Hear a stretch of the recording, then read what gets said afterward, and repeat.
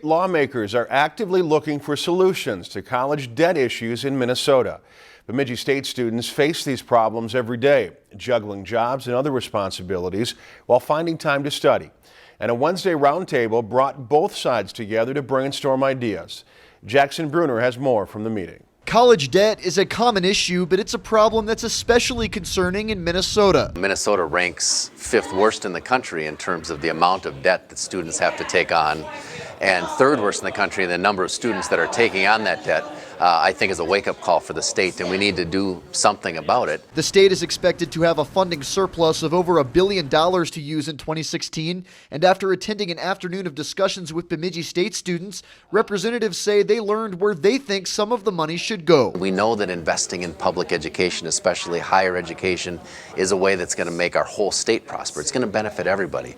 So we should be using some of that surplus to make sure we're making colleges affordable as possible. Over half of the students in the roundtable said they work part-time for over 20 hours a week. Managing those priorities can create stress. And for those who are involved in social work, a major that doesn't exactly promise high pay, the loans they have to take out become challenging to pay off. It's kind of a double-edged sword because, you potentially could be incurring, more debt that you're going to have to pay, so you're digging your hole deeper, that you're going to have to eventually climb out of. Ostby is a social work student, and her situation is made more difficult as a single mother who lives an hour away from campus and commutes to BSU.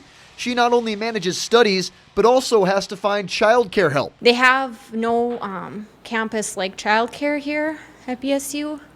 They do, I think there's like a preschool, but they have to be like over 4, and since I don't live in this county, I'm in a different county, they won't let my child come here because I'm not in this district. Childcare is a topic that Purcell and Thiessen are well aware of. We have cut our child care assistance in a very significant way. We have the 4th highest child care costs in Minnesota in the whole country. We used to do better. We can do better again. We've got funding now to work with, and this should be an area that addressing the needs of students. They want to use surplus money on improving child care, and Thiessen says they'll take that issue and others back to St. Paul. If that child and that family are more stable and they're going to, that kid's going to get to school ready to go and learn as opposed to kind of falling behind. In Bemidji, Jackson Bruner, Lakeland News.